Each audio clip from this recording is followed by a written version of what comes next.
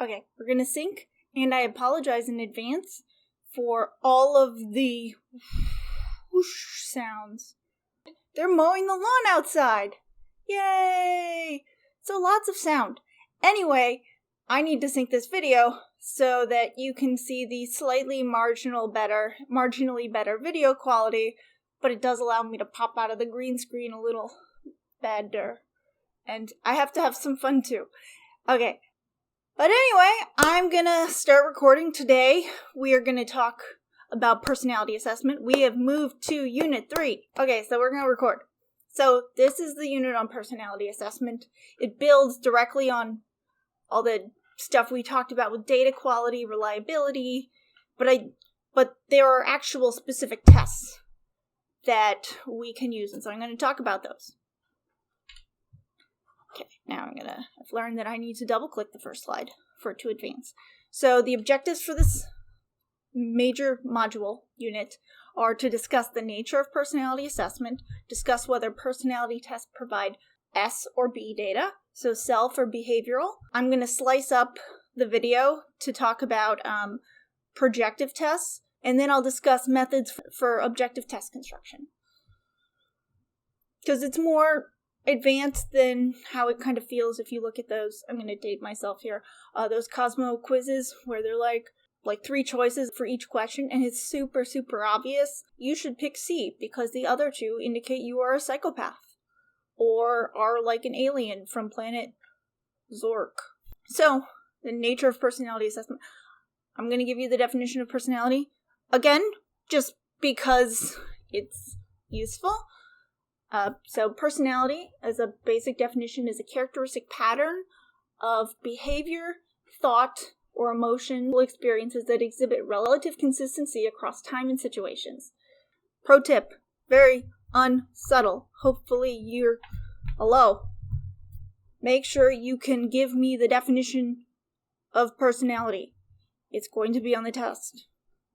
It will be on the test. The essential element is characteristic patterns of behavior, thought, and emotions. Thoughts, feelings, behaviors, those are kind of the ways we express personality. I don't think I'm missing one, but make sure you know what the definition of personality is, because it is the name of this class. It would be really bad if you didn't know what personality was, but passed the class. You should be able to give a sentence about each class you've taken, even in the future. Be like, oh yeah, I took this class with this weird lady in the green screen in the Corona times.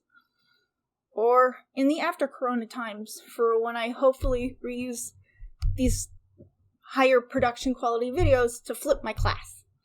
Okay, I am gonna keep moving forward because I know I get off task. And I appreciate your patience. I will try and cut some of this nonsense. Yeah, okay. So personality assessments and just assessments in general capture motives, intentions, goals, strategies, and how people perceive and construct the world around them. And what the hell is assessment? That's kind of, I guess, the name of the chapter, so not as blatantly, obviously important as personality, because it's the name of the class. If a concept is like the name of the chapter, pro tip, that means it's probably important too. Okay, I'm almost done with my PSA announcements, I promise, but I have to entertain myself. So assessment is the measurement of relatively stable attributes of people. And assessment is different from measurement. Definition: measurement is the assignment of numbers to characteristics of people or things. It's a little broader. We tend to aim for measuring the stable things, because otherwise, well, it kind of, it doesn't defeat the purpose, but if you're interested in, stable traits, it's helpful to measure the stable stuff. Alright. So, personality tests. There are tons of these. So many tests. Some of the most widely used are the MMPI, and that's the Minnesota Multiphasic Personality Inventory. We'll be talking about that test a lot in particular, because it's a really cool, type of test. The CPI is the California Psychological Inventory. I'm going to go through all these acronyms so you at least have a chance at remembering what they are. So the 16PF is the 16 Personality Factor Questionnaire. Next is the SVIB, the Strong Vocational Interest Blank. I probably knew at one time why it was called the blank, because I've worked with like the original version from the 20s and 30s in that marriage study I keep talking about. Like I've got those, and so I know how super racist and not racist so much, but super sexist. I mean, it's implicitly racist because they just assumed only white people took them, which is not how America has ever been. But we're improving. Psychology has come a long way. A long, long way. Yeah. Oh, and the last one for these top acronyms in the widely used kind of spiel is the HPI, so the Hogan Personality Inventory. So there's one last one that, like the BFI, so the Big Five Inventory, is another one that's we're going to talk about a lot, because it's probably one of my favorite, like, most predictive tests, that and the, depending on who you ask, the IPIP. If you're Lou Goldberg, it's the IPIP. If you're anyone else, it's the IPIP. But call it the IPIP in front of Lou, because otherwise he gets grumpy. He's, we'll hear about him. He's awesome. And is really responsive to email. Okay, I'm gonna keep moving. So next, like, there are different types of assessments and things. So an omnibus inventory measures multiple traits. It's longer. Really, anything that ends in an I for an acronym is an omnibus inventory. So it covers multiple things. An inventory has multiple measures in it, for the most part, or you can make multiple measures out of this one big test. Versus a one-trait measure, which measures one trait. So it's very specific. It'll be much shorter, because you're only measuring one thing. There are some tests that are too short. They call themselves inventories. Like the TIPI, the 2-item personality inventory. It's 10 items total. An item is an individual question. I wish it was the 3P. The 3-item inventory, because then we would have 15, and it would be great psychometrically. Okay, I'm gonna keep going, because I know y'all got places to be, and I've got to edit this video too. So, most tests, really any test you literally take, is primarily going to be self-report data, because you're filling it out about you. If you're filling out a test about somebody else, that's peer report. Now, there are some kind of behavioral tests, which are kind of cool.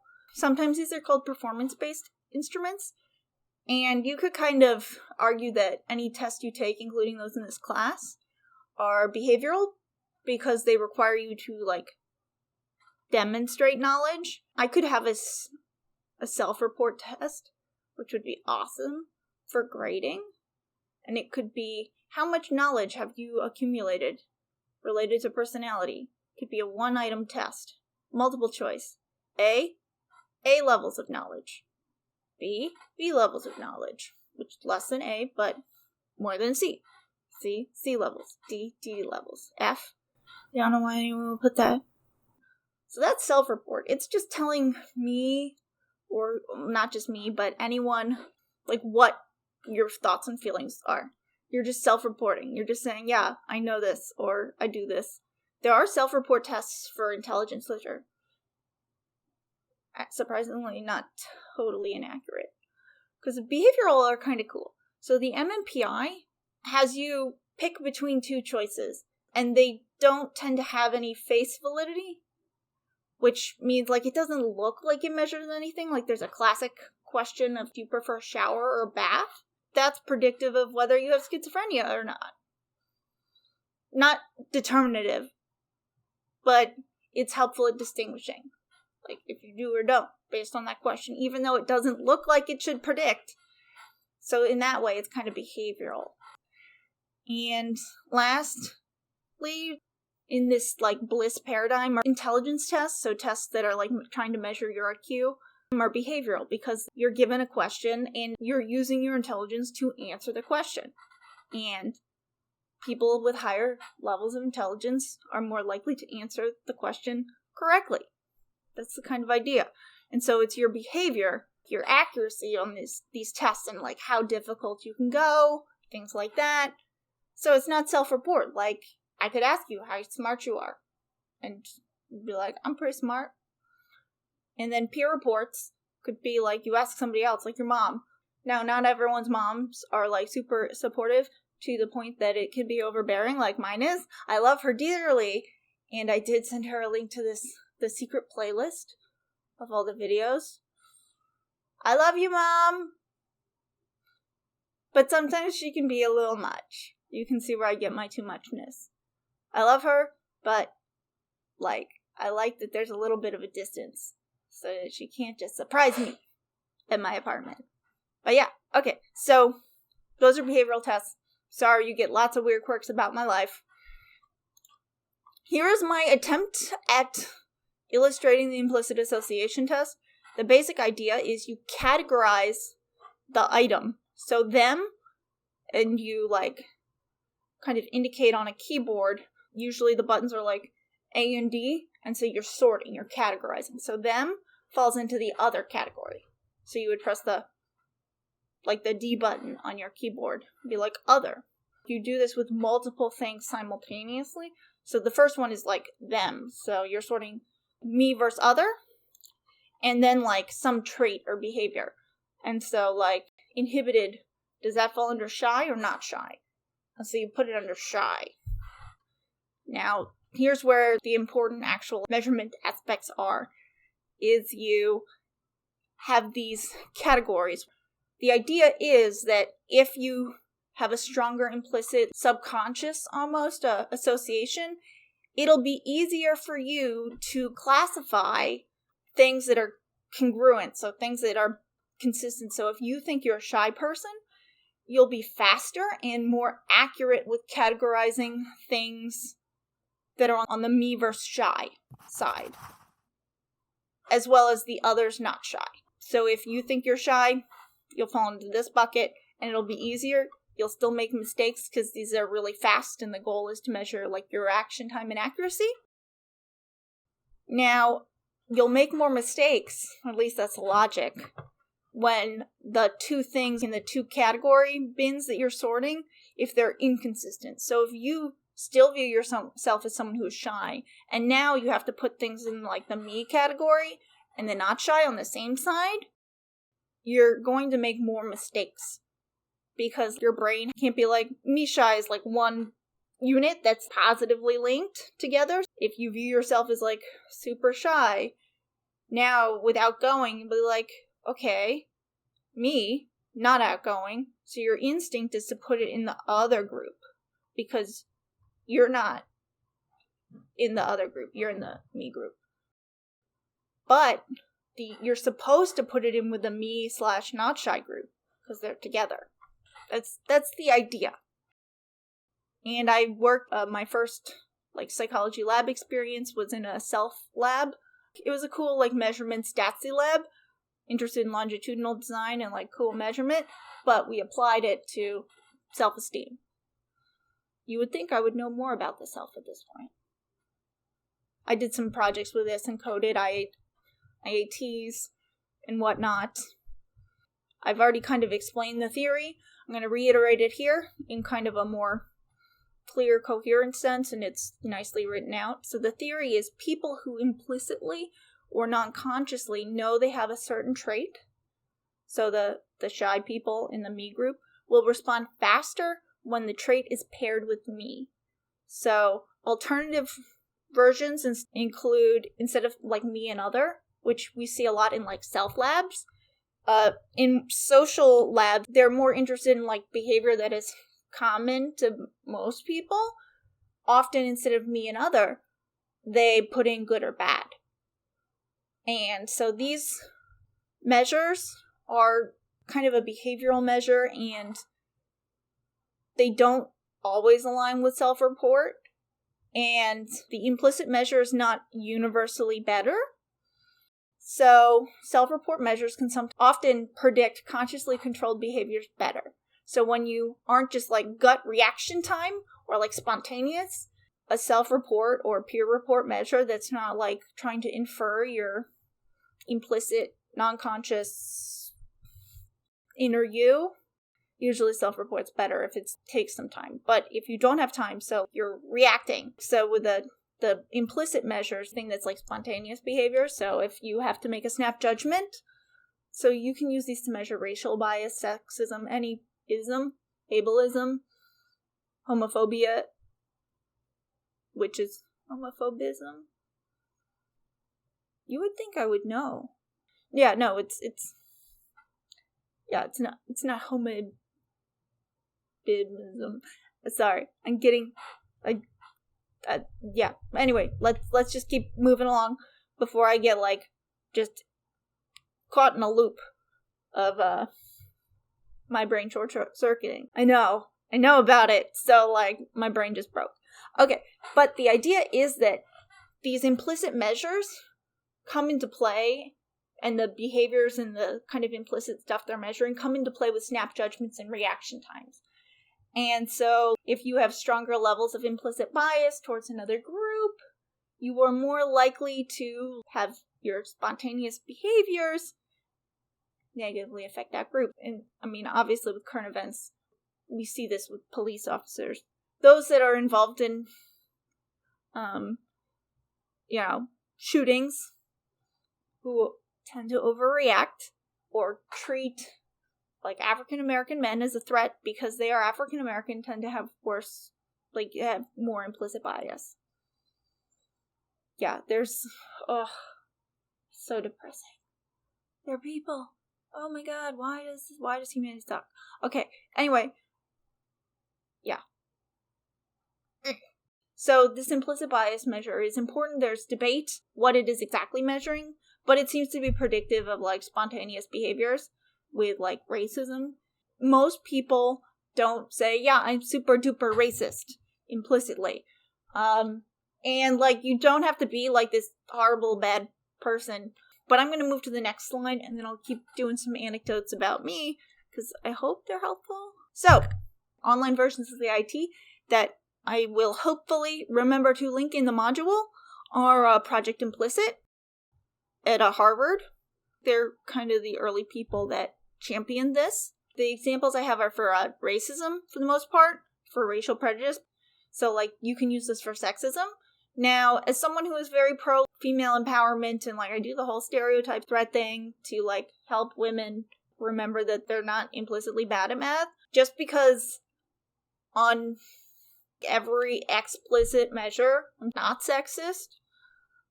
I'm pro-women and sexism, not the same thing, I know. Like, I actively try and do all this, and yet, I still have a gender bias against women slightly when I take these tests.